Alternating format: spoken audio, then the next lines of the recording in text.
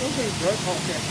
We're at the beginning of the brewing process here with the grain. And Fred's going to talk about how we take the farmer's product from the field and put it in the first step of the brewing process. Well, this is where the brewing begins. This is a super sack of malted barley. Now, one of the interesting things, like Mark said, about the farmer's field, our farmer's field is Bamberg, Germany. They make some of the finest malt. You get characteristics that nobody else can get. But one of the downfalls is it is a long supply chain. So we have to be able to be very smart in how we use the ingredients, because any bit of efficiency gained is a huge cost savings and environmental savings in the long time.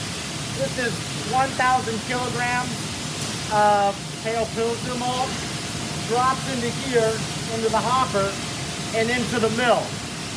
Now, this being the first stage of brewing, it's very important to have this stuff working all together properly, because if your grain is milled too small, you're slowing your process down, taking time and energy. If it's milled too big, you're losing sugar. So we're losing extract efficiency. So one of the important things is to have everything running smoothly, because if we could save 5%, I'm going to use 10% because it's a round number, we'll use 1.5 million pounds of malted barley this year. That's a savings of 100,000 pounds, 150,000 pounds, which is 4 containers, 5 containers.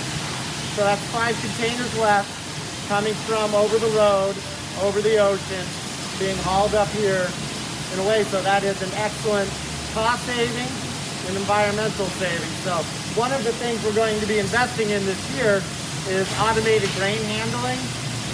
So we'll be able to save money on malt, but also increase our extract efficiency. So we'll save money going in and we'll get more sugar coming out. It's not about malt use, it's about sugar concentration. So the whole process of this is breaking down this barley,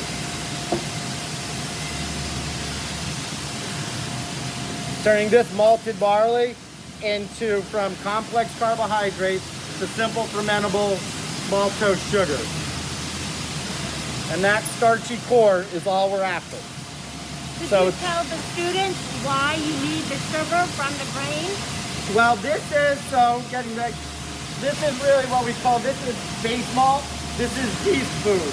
This is what the yeast needs to create alcohol.